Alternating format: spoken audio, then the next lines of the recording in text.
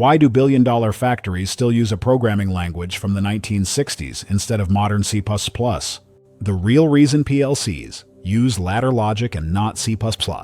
This article was written by Chris Urban, an automation educator and PLC trainer with over 40 years of hands-on experience. Find Chris on YouTube and LinkedIn. Can we even compare the programming languages used on our PCs to those used in PLC programming? To get to the bottom of this, we have to first understand how computer programming languages evolved. The first generation, machine language. At the very beginning of the computer business, right after the Second World War, the instructions and commands given to computers were just long strings of zeros and ones. These were the logic values of the low-high or off-on switches that engineers toggled on the computer panels. As our brains are rather well organized for images, sentences, and words, but not for memorizing long strings of numbers, the task of programming was very arduous and cumbersome.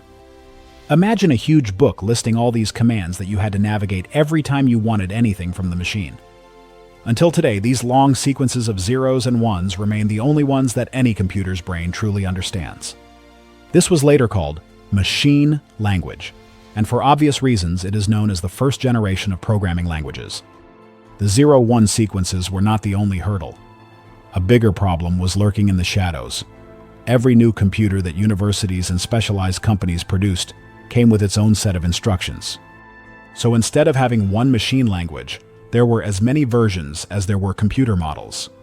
With processors now embedded in integrated circuits, we can say that machine language is processor-dependent. The second generation, assembling language. It did not take long before someone, Kathleen Booth, tried to build a bridge between the way our brains work and the machine code. A second column appeared in the reference books. For each instruction in machine code, a shortcut was attached. ADD if the machine code was to execute an addition, SUB, DIV, MUL, and so on. These shortcuts are not abbreviations in the conventional sense. We call them mnemonics, shorter parts of words that still preserve their meaning. A much friendlier kind of language was born, the assembly language. It is the second generation of programming languages. However, it still had the same fundamental problem as the first generation. It was processor-dependent. There are as many assembly language versions as there are processor models. To appreciate the scale of that problem, jump for a moment to the mid-1990s. With the first Intel Pentium processor came more powerful graphics cards for PCs. All of them were programmed in assembly language. Being very close to the processor, the conversion to machine language was fast enough for the video card to keep up with the processor speed. But every time a new processor and graphics card came to market, factory engineers had to be retrained in the newer assembly language. Someone in the industry rightfully decided it was worth giving up assembly language, even with its speed advantage, in favor of C++. This transition marked the arrival of the third generation.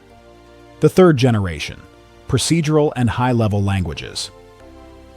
Procedural or high-level languages allow you to use whole words for instructions, write loops with while and do while, and make decisions quickly with if-else. More importantly, they brought a much bigger advantage: portability. You can copy a C++ program and run it on any other computer, regardless of the processor version. Most of the languages you have heard about, Java, Python, Go, Ruby, Rust, Perl, Ada, C, C++, are procedural languages. The fourth generation, SQL. Two exceptions to the procedural category are Microsoft Access and Oracle. These form the fourth generation, used exclusively to build databases. Access handles small and medium-sized databases, the kind a municipal library might use. For the large databases required by banking systems, utility companies, and ticket reservation systems for trains, concerts, and airlines, Oracle is the industry standard. It is also why Larry Ellison remains one of the wealthiest people on Earth. The fifth generation, natural language. The fifth generation, natural language, remains largely in development. AI will probably take care of it soon. The chart, computer languages versus PLC languages. The languages are tools for making a processor execute your instructions. The closer a language is to the processor, the less time it takes to convert instructions into machine language. But there is a catch. If the language is too close to the processor, it moves further from the user, becoming more complicated and often processor dependent. The opposite is equally true. If the user wants a more natural language, the effort and time required to convert the result into machine language increases considerably.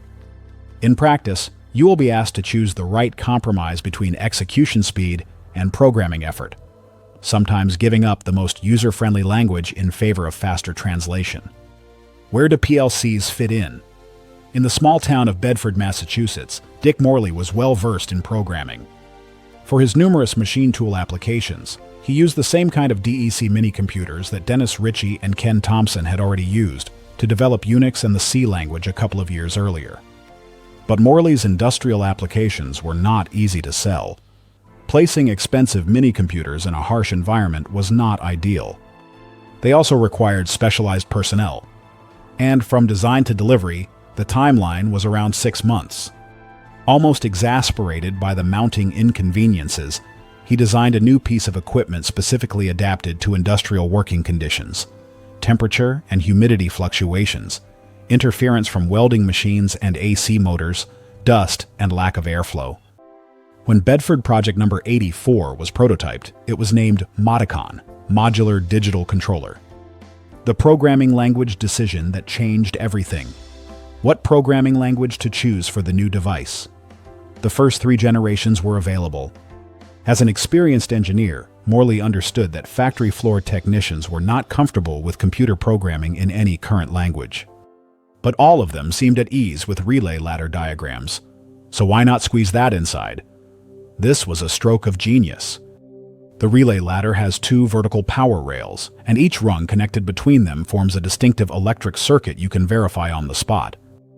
It is similar in spirit to the basic language used a few years later on the Commodore 64, Sinclair, and Atari, where the interpreter checks one line of code at a time, making troubleshooting straightforward.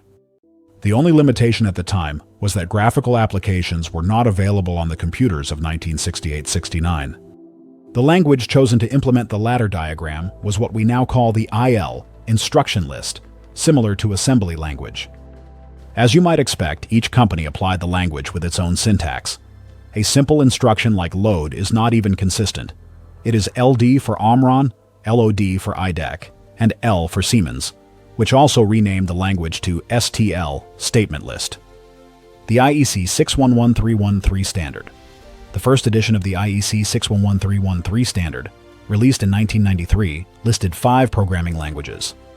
The instruction list was recently deprecated, and the 4th edition, 2025, now contains only 4 languages. All 4 fall into the 3rd generation of computers. The 4th generation is only for databases. ST, structured text. Although it contains a subset of C++ instructions, the ST language is most closely related to Pascal. Anyone comfortable programming in Pascal or C++ should find structured text relatively easy to learn.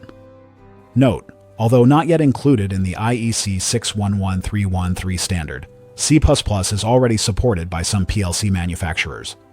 Almost all SCADA-PAC models, now under the Schneider Electric umbrella, have offered C++ as an alternative language for years. OpenPLC uses only C++, which is precisely why it is not considered an industrial PLC. None of the IEC standard languages are present. LLD, Ladder Logic Diagram. You can practice ladder logic right now in the free ACC PLC simulator. No hardware or software required. FBD, Function Block Diagram. SFC, Sequential Function Chart, Grafcet. Aside from structured text, the other 3 remaining languages in the IEC 61131-3 standard are graphical and highly specialized for PLCs. They do not have direct equivalents in conventional computer languages.